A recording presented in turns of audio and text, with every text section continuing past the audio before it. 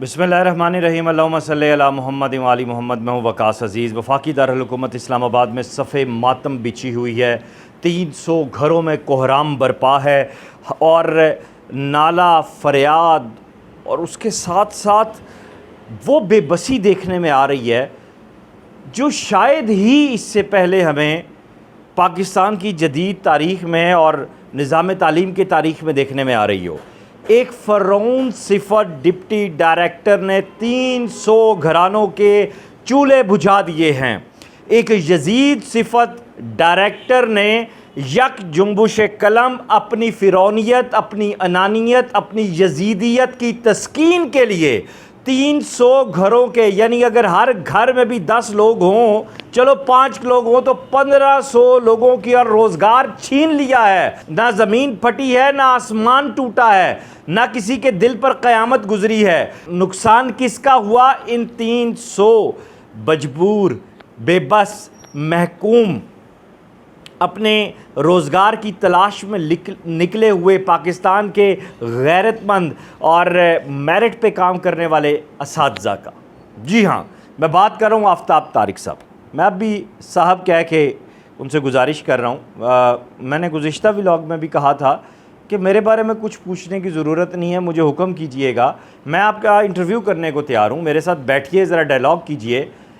مجھے جن لوگوں سے انہوں نے بات کی، محکمہ تعلیم میں بھی اور باہر بھی، میرے ذرائع نے مجھے کنفرم کیا، کیونکہ ظاہری سی بات ہے، ہم ایک پبلک پراپرٹی ہیں، ہر بندہ جانتا ہے، اللہ کی دی ہوئی عزت ہے۔ تو پہلے تو میں موصوف کو یہ کہوں گا کہ آپ چاہیں تو کمنٹ باکس میں درج کر دیجئے گا کہ فلاں ٹائم آپ فلاں جگہ پہ، یعنی آپ کے کالج میں ہی۔ باہر تو ظاہری سی بات ہے، مجھے بھی جان کا خطرہ ہو سکتا ہے، آپ بڑے آدمی ہیں، اور جس طرح آپ نے ایک جھٹکے میں 300 لوگوں کا روزگار چھینا ہے، اور یہ ایک زبانی کلامی آرڈر آپ نے جاری کیا کہ صبح سے آپ نے کالجز کے دروازے سے اندر بھی داخل نہیں ہونا، وہیں سے پتہ چل گیا کہ آپ پاکستان کے سب سے بااثر آدمی ہیں ماشاءاللہ۔ تو میں سپریم کورٹ آف پاکستان سے اور جناب انوار الحق کاکڑ وزیر اعظم پاکستان سے گزارش کروں گا کہ اس مدعے کا فوری نوٹس لیں، اور اس وقت جو وفاقی وزیر تعلیم آئے ہیں ان سے گزارش کروں گا، سندھی صاحب سے، کہ پلیز اس معاملے کو ترجیحی بنیادوں پہ دیکھا جائے۔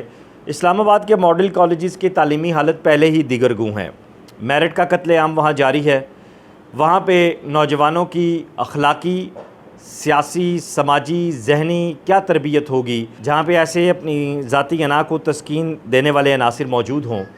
میں آج کچھ اہم نکات آپ کے ساتھ شیئر کرنے جا رہا ہوں، اور اس کے لیے میں آپ سے گزارش کروں گا کہ اس ویلاگ کو آخر تک سنیے گا، اور ایک جو عملی فرعونیت کا مظاہرہ ہوا ہے اس پہ کیا مزید بندہ بات کرے، اور اس کو مزید کیا کہے جب لفظ فرعون آ جاتا ہے۔ تو ذرائع نے سب چیزیں کنفرم کی ہیں آپ کے سامنے، اب ایک بہت بڑا احتجاج بھی ہونے جا رہا ہے، لیکن اس سے پہلے چند یہ نکات ہیں میں آپ کے گوش گزار کرنا چاہ رہا ہوں۔ سن 2008 سے وفاقی نظامت تعلیمات اسلام آباد میں 1791 ملازمین عارضی بنیادوں پر کام کر رہے ہیں، جن میں 550 گریڈ 17 کے لیکچررز ہیں اور جونیئر لیڈی ٹیچرز ہیں جو گریڈ 16 میں کام کر رہی ہیں۔ ان میں 80% تعداد خواتین اساتذہ کی ہے۔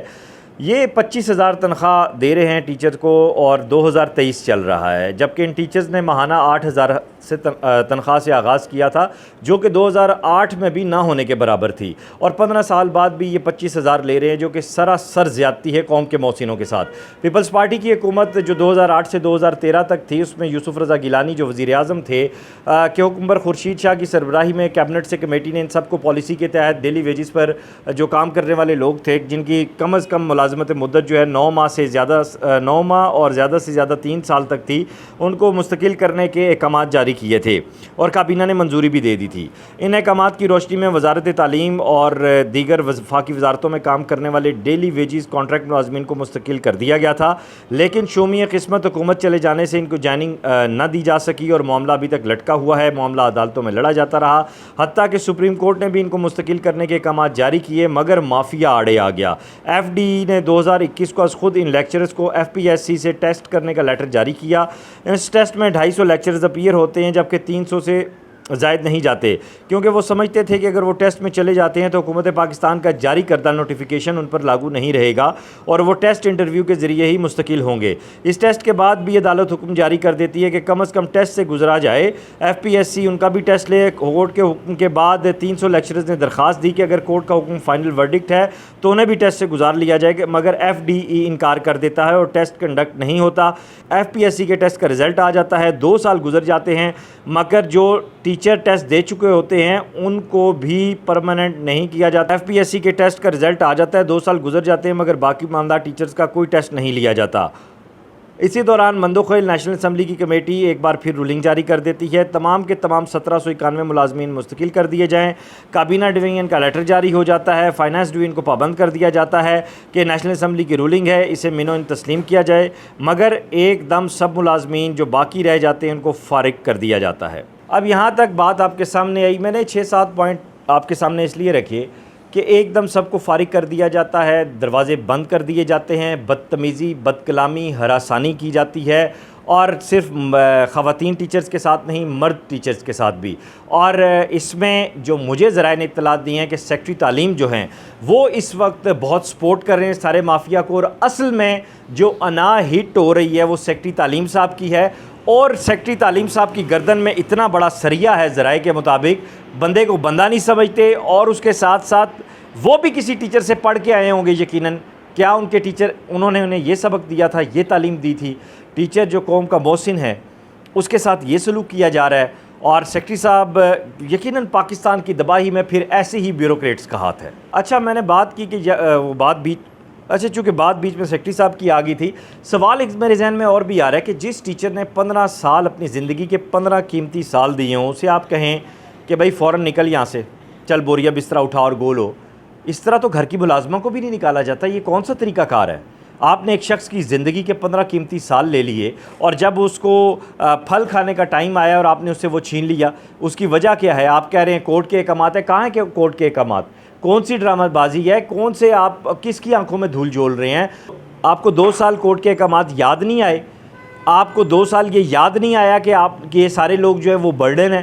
آپ کو 2 سال یہ یاد نہیں آیا کہ جناب یہ جو آپ ہیلے بہانے آپ تراش رہے ہیں، مطلب کوئی خوف خدا نہیں ہے، کوئی شرم نہیں ہے؟ مطلب یہ آپ خدا کی قسم اس گروہ سے آپ تعلق رکھتے ہیں جنہیں عرف عام میں بھیڑیا کہا جاتا ہے، جن کے اندر یہ احساس ہی نہیں ہے کہ یار آپ نے لوگوں کے منہ سے ان کا رزق چھین لیا ہے، رزاق تو اللہ ہے، اے خدا تو نے اپنے بندے کے ہاتھ میں رزق دے دیا اور یہ تماشا دیکھ رہا ہے، اے میرے مولا تو انصاف کرنے والا نہیں ہے؟ ان 300 گھرانوں کی آہیں بددعائیں جہاں پہ آج فاقے ہیں۔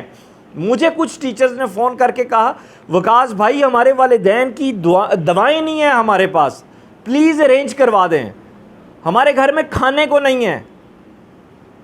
اس حد تک ذاتی ہے نا کہ مندوخیل اس میں کمیٹی میں کھڑے ہو کے اپنے حق کی بات کی گئی۔ آپ کے کپڑے تو نہیں اتارے گئے تھے، اپنی تنخواہ مانگی گئی تھی، اپنا حق مانگا گیا تھا۔ آپ نے اپنی جیب سے تنخواہ دینی ہے کہ حکومت نے دینی ہے؟ مطلب نہ زمین پھٹ رہی ہے، نہ آسمان شق ہو رہا ہے۔ میں گزارش کروں گا جاتے جاتے آرمی چیف صاحب سے، حافظ صاحب سے، میں گزارش کروں گا چیف جسٹس آف پاکستان سے کہ سیاستدانوں کے لیے تو رات کو عدالتیں کھل جاتی ہیں، قوم کے محسنوں کے لیے عدالت کھولی جائے خدا را۔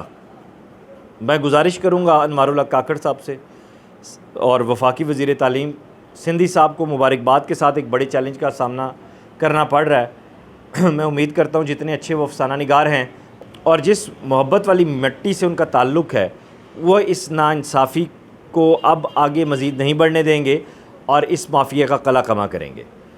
آواز بلند ہوتی رہے گی آئندہ آنے والے دنوں میں۔ میں نے گزشتہ ولاگ میں بھی بتایا تھا کہ کچھ اہم چیزیں ہیں۔ آج پھر مطلب اس سارے معاملے پہ بہت سے لوگوں نے دعائیاں دی ہیں، بہت سی باتیں ہوئی ہیں، اور پھر بھی ابھی ہم آپ سے فریاد کر رہے ہیں، آپ کے ظلم کے اوپر آپ سے فریاد کر رہے ہیں۔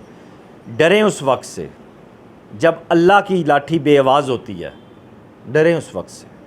بہت شکریہ۔